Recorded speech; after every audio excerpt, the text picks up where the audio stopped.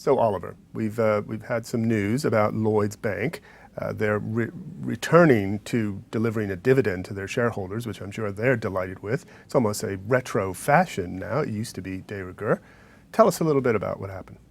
So yes, Lloyds, with its full year results today, has declared a dividend, the first since the financial crisis.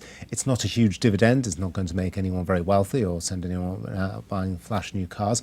But it's a small token, and it's a real line in the sand for Lloyds, saying we've recovered, our capital has recovered, we're in a strong enough position to be paying a dividend.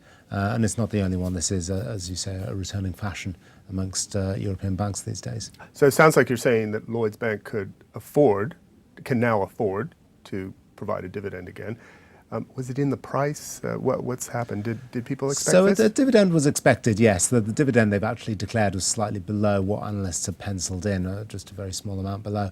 But yes, it was expected. The Lloyds have been saying for a while they were going to ask for approval for it. It has to be approved by the PRA, one of the UK's banking regulators.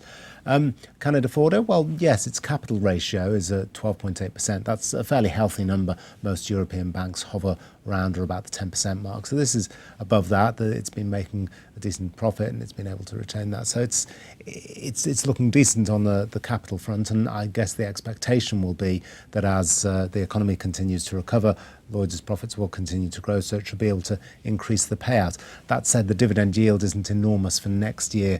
The dividend that analysts have penciled in gives a yield of 3%, which is reasonable, it's nice, but it's not exactly a high yield just yet. Okay, and throughout the European bank sector, how do things look? Because there's quite a lot of banks who've had a lot of problems. They didn't stop paying their dividends. How does Lloyds compare to some of these other banks? So yeah, you're right.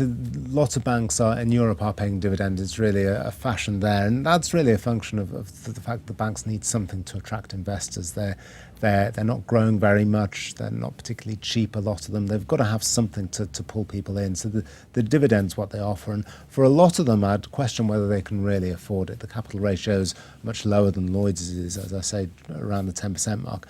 And European regulators are continually asking for more capital, and I don't think we've seen the end of that process. And if you're paying out money to investors via a dividend and then turning around a few months later and saying, actually, we need some more money back from you, that's a very strange thing to be doing. So I think for those banks that are well capitalised and profitable and can afford a dividend, it's very nice. But for the others, I think they should be a little more cautious than perhaps they are. Okay, great. Thanks very much, Oliver.